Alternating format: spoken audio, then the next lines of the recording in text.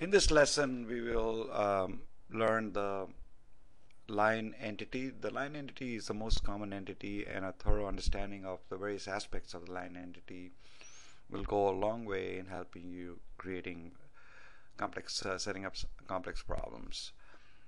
And unlike a CAD system, a regular CAD system, the line entity in CAD Calc and Graphic Calc has got much more freedoms and complexity that can be used to constrain the line. So let's see the basics. To create a line, you just click the line tool and click 2 points, you get a line. And then when you click on the line tool, it opens the two constraints. This is the start point of the line, we call it, and this is the end point of the line. And right now these are free.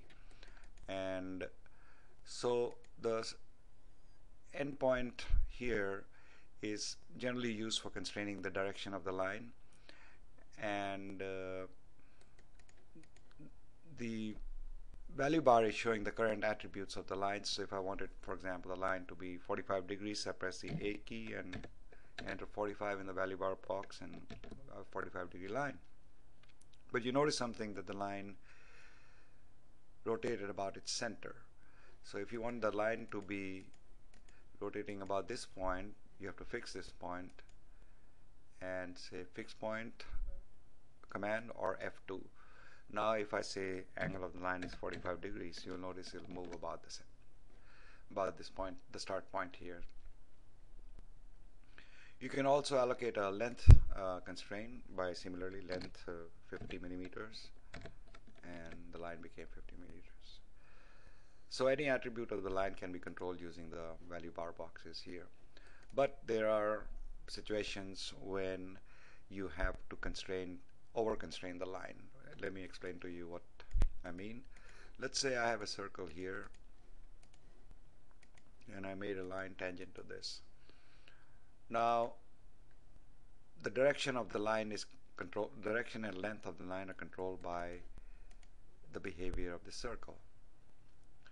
But you want a constant length for this line here, so you want to allocate a length constraint to the line. So that would then conflict with the constraint that you have earlier allocated. So overcome this situation, we have something called the length constraint that can be allocated to the line, and then this will allow you to over constrain the line. So the length constraint is activated by double clicking on any of the endpoints.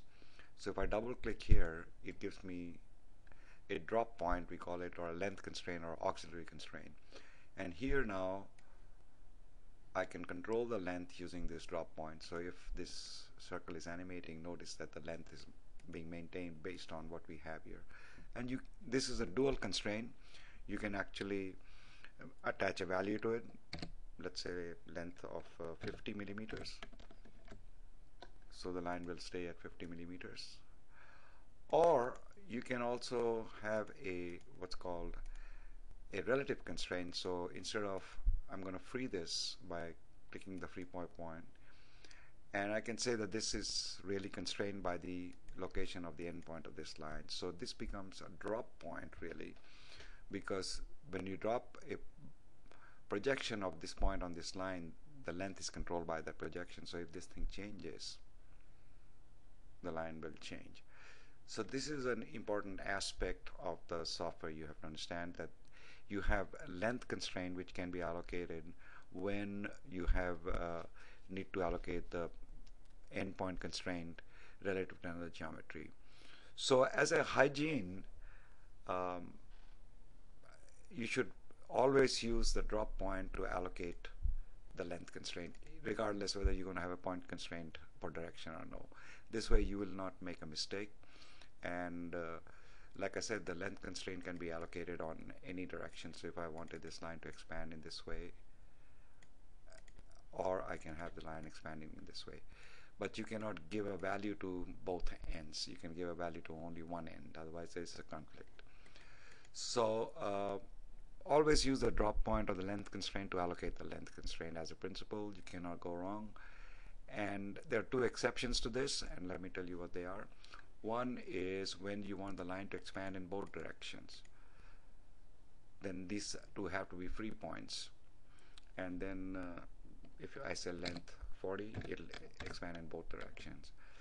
And the other one is when one end of the line is going to slide on another entity. For example, if I have a line here, I want this point to be sliding on this entity here. Then if I have a length constraint on this, at the same time I say slide on this line, that'll be over constraining the line. So the way to do that is don't use the length drop point, just say L, and let's allocate a constraint of 20 millimeter to the line. And now if you move this over and say this is sliding on this line, the constraint will be maintained. So these are the two exceptional situations. Otherwise, just follow the length constraint, and your chances of making a mistake would be very low. Let's do a small couple of examples of using line tools, so give you an idea. I'm going to create a 4-bar link mechanism. So I need 3 links. So this is my driver, this is my connecting link, and this is my driven link. Notice I drew this point going from here to here, not from here to here, because I wanted the polarity such that when I fix this, the line will swing here. You can have polarities on any polarity in a linkage, but then you have to be careful which end you're allocating the drop point. By fixing it, giving it a polarity like this, the driven link goes up, driver link goes up, and this can go left to right or the other way around. So let's start constraining. So I'm going to fix this point here, and I'm going to give it a length constraint of 30 millimeters. I could have given a length constraint directly because this point is not going to be constrained. But as a hygiene, I just follow and give the length constraint directly to the drop point. So now this is constrained to the end of this line here. This is a pretty straightforward procedure that you should really understand, and it'll help you if you are doing mechanism simulation.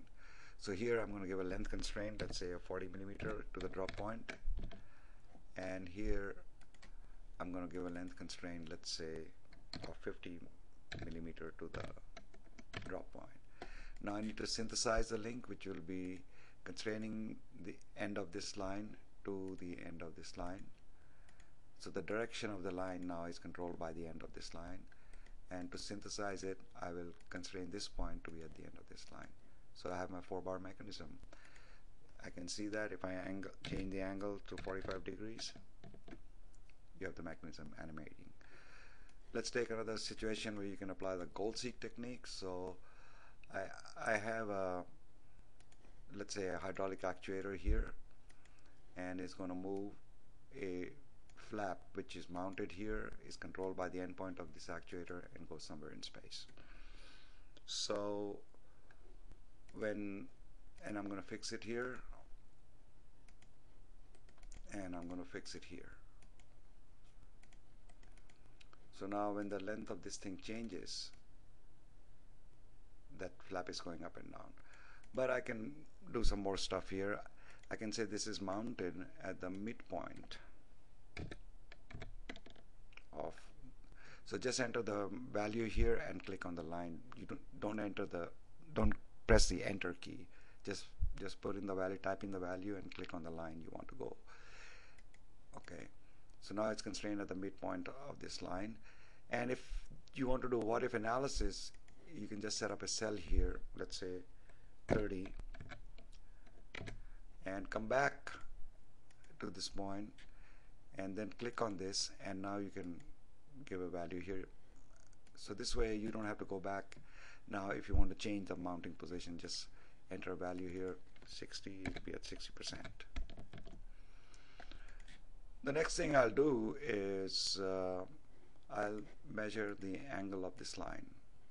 So I just click on it, substitute the built-in function to angle, and I can set up a cell here to hold my target value, let's say 300 degrees.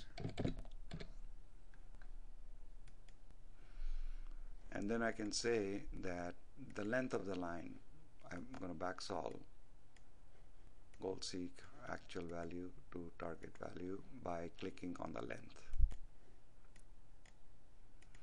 So if I give it a new value now, you'll see your mechanism operating the way you want. So there you have it. Just keep in mind that this is for direction, this is for length, and fix a point so that it can swing. These are some basic hygienes, and with a little practice you'll get a very good idea of how the line tool works. But practice the line tool because this is the most important tool in the whole software. Thank you.